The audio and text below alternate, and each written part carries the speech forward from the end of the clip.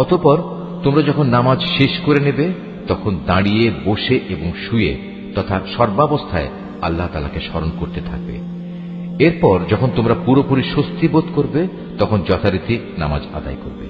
অবশ্যই নামাজ ঈমানদারদের উপর সুনির্দিষ্ট সময়ের সাথেই ফরজ করা হয়েছে।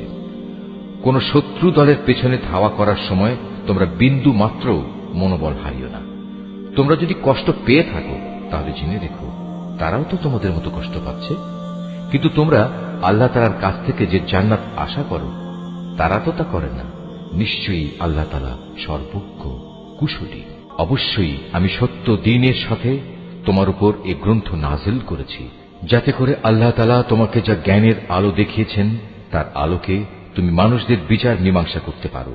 তবে বিচার ফয়সালার সময় তুমি কখনো বিশ্বাসঘাতকদের পক্ষে তর্ক করো না। তুমি আল্লাহ তাআলার কাছে ক্ষমা প্রার্থনা করো।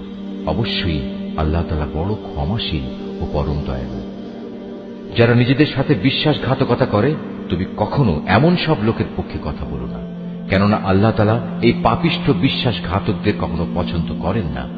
এরা মানুষদের কাছ থেকে নিজেদের কর্ম লুকিয়ে রাখতে চায়, কিন্তু আল্লাহ তাআলার কাছ থেকে তারা কিছুই লুকোতে পারবে না। আল্লাহ তাআলা তো হচ্ছেন সেই মহান সত্তা যিনি রাতের অন্ধকারে তিনি যেসব কথা বা কাজ পছন্দ করেন না এমন সব বিষয়ে যখন এরা সলা পরামর্শ করে তখনও তিনি তাদের সাথেই থাকেন।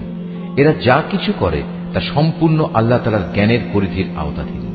হ্যাঁ, এরাই হচ্ছে সেসব লোক যাদের সঠিক ঘটনা না জানার কারণে দুনিয়ার জীবনে তোমরা যাদের পক্ষে তর্ক করেছ, কিন্তু কিয়ামতের দিনে আল্লাহ তাআলার সামনে কে তাদের পক্ষে কথা বলবে, কিংবা সেদিন কে তাদের উপর অভিভাবক হবে? যে ব্যক্তি গুনাহের কাজ করে অথবা গুনাহ করে নিজের উপর নিজেই অবিচার করে, অতঃপর এজন্য যখন সে আল্লাহ তাআলার কাছে ক্ষমা প্রার্থনা করে তখন সে অবশ্যই আল্লাহ তাআলাকে পরম ক্ষমাশীল ও অতীব দয়ালু হিসাবে পাবে। যে ব্যক্তি কোনো গুনাহের কাজ করল সে কিন্তু এর দ্বারা নিজেই নিজের ক্ষতি সাধন করল।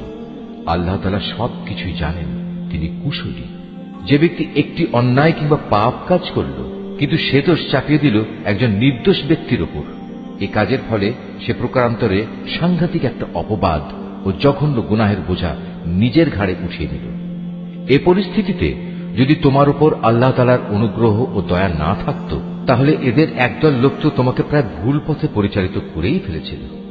যদিও তারা এই আচরণ দিয়ে তাদের নিজেদের ছাড়া অন্য কাউকেই পথভ্রষ্ট করতে পারছিল না।